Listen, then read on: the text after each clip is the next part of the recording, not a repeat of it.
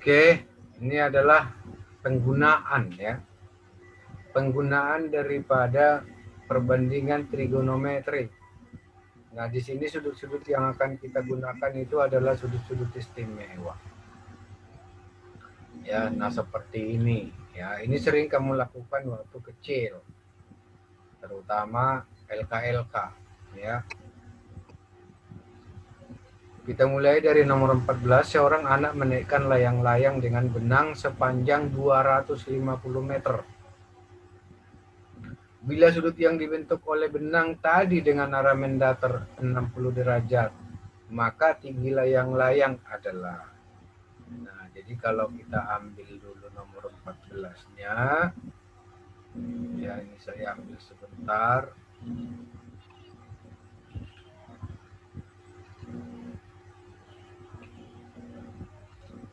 Nah, ini.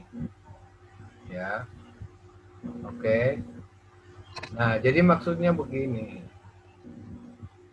Nah, disinilah dia itu tadi, orangnya itu tadi ya. Anggap aja orangnya seperti ini. Ya. Oke. Kakinya ngangkang. Oke. Nah, inilah benang tadi. Ya, dianggap lurus.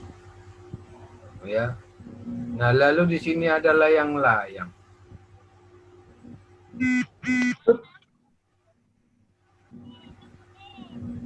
Ini layang-layangnya, oke. Nah, jadi panjang benang yang dia gunakan itu katanya kan 250 meter.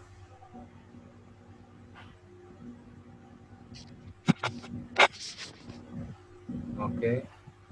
Nah, yang ditanya tinggi layang-layang. Kalau ditanya tinggi layang-layang berarti panjang atau jauhnya layang-layang itu dari tanah.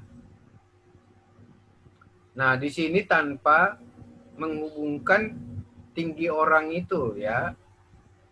Tanpa atau tidak usah menghiraukan tinggi orang ini. Jadi dianggap tangannya itu dari tanah, dianggap. Nah, kalaupun nanti dihitung tinggi orangnya boleh juga. Ya. Nah, tapi kalau di kata-katanya ini kan tinggi layang-layang. Nah, sebenarnya kalau bisa ditambah tinggi layang-layang dari orang itu. Maka tinggi layang-layang dari orangnya ya segini.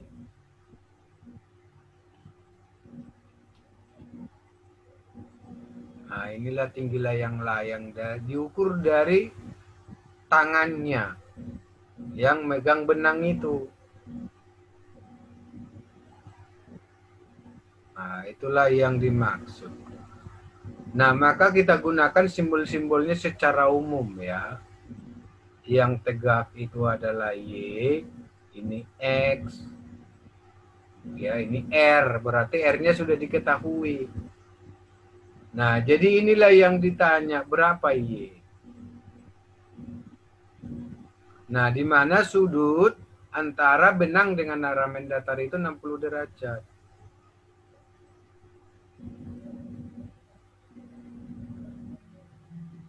Nah, itu. Nah, berapalah Y? Maka dengan bantuan perbandingan trigonometri. Nah, yang ditanya depan, yang diketahui miring. Nah, trigonometri apa yang berhubungan dengan depan dengan miring? Sin. Nah, berarti kita buatlah di sini sin 60 ya, sinus 60 itu. Nah, boleh kamu lihat dari gambar itu Y per 250 atau boleh juga langsung kamu buat di sini sinus 60 itu adalah setengah akar 3.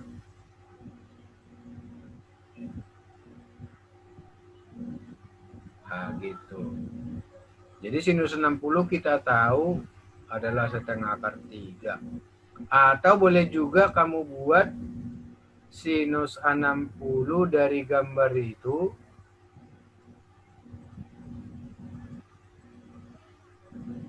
yaitu sama dengan Y per 250. Itu. Jadi duluan kamu buat nilai perbandingannya dari gambar, Atau langsung kamu buat nilai sin 60 sama dengan setengah akar 3. Nah, sinus 60 dari gambar Y per 250. Kan gitu. Jadi sama aja.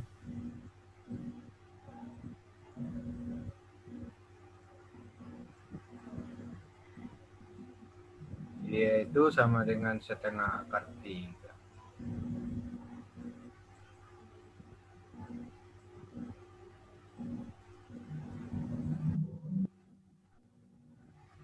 Ya. Kayak angka 5.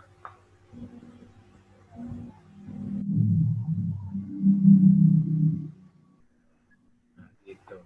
Nah, berarti dari sini, nah ini juga sama, sinus 60 dari gambar berarti sinus 60 ini sudah ada, berarti setengah akar 3 kan. Jadi setengah akar 3 sama dengan Y per 250, kan sama aja. Ya, hanya beda posisi aja. Jadi ini nggak usah hapus. Nah, maka dari kesamaan ini namanya kesamaan, persamaan, maaf. Dari persamaan ini, ya kita perolehlah nilai Y. Yaitu pembagi dikali hasil. Yaitu 250 kali setengah akar 3. Berarti adalah 125 akar 3. Nah, itulah sekaligus jawabannya. Itulah tinggi layang-layang dari tangan orang itu. Ya, maka jawabannya adalah E. Ada yang bertanya? Tidak, Pak. Lanjut nomor 15. Ya, sebuah menara terlihat dengan sudut elevasi 45 derajat. Ya. Maka jarak orang tadi ke kaki menara itu segini. Maka tinggi menara tersebut adalah, ya, tinggi orang itu diabaikan. Tadi juga begitu, ya. Tinggi orangnya diabaikan.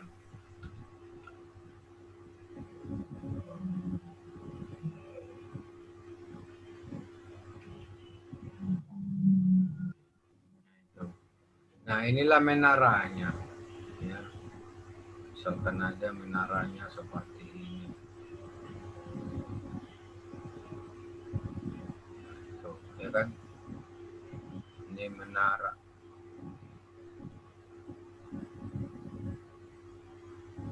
Ya. Dimanapun menaranya kayak gitulah. Ya, suatu menara terlihat dengan sudut elevasi 45. Nah, inilah yang dimaksud dengan 45.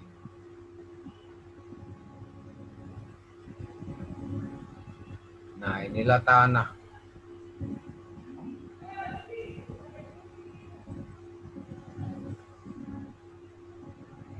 Jadi ini 45 derajat.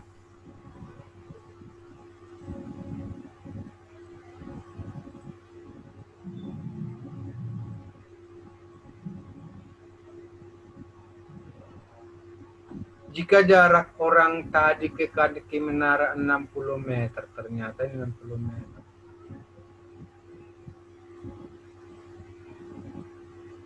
Maka tinggi menara, nah jelas jawabannya ya 60. Ya enggak? Ya enggak?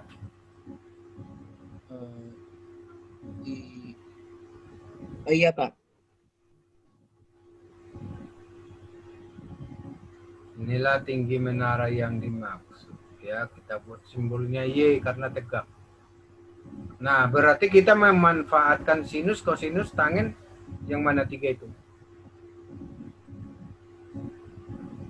Tan. Iya.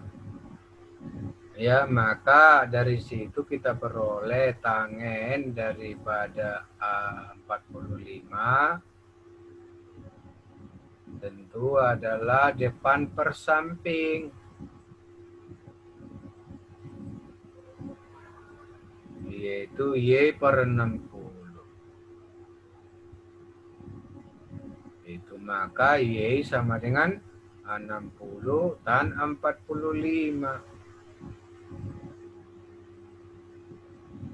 Nah, gitu. Kalau mau kita tulis sebenarnya nggak perlu, tapi ya nggak apa-apa, ya kelihatan perbandingan trigonometri dan sifat pembagian bilangan.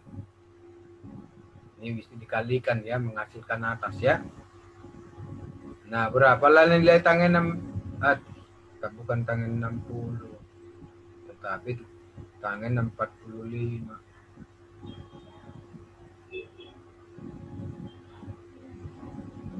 Nah, berapalah tangan 45? 1. Iya dong. Hmm. How clever of you.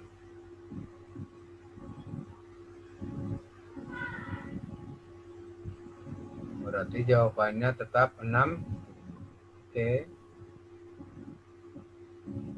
Nah, maka tinggi rumahmu bisa kamu ukur dengan cara seperti ini. Ya, kamu pergi jauh, ya sekitar jarak 60 meter. Ya, kamu buat di sini busur derajat. Nah, bayangkanlah penglihatanmu ke ujung atau ke atap rumah.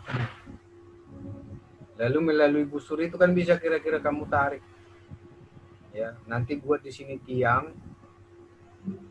Ya, tiang di sini, tiang ini nanti ada di situ busur. Nah, lalu kamu tarik garis dari bawah ke tiang yang kamu buat sehingga dia lurus ke sini. Paham ya? Nah, ambillah kalkulator. Andaikan sudut ini kamu peroleh misalkan 72 derajat. Ya, ukurlah dari kakimu ke rumahmu berapa meter.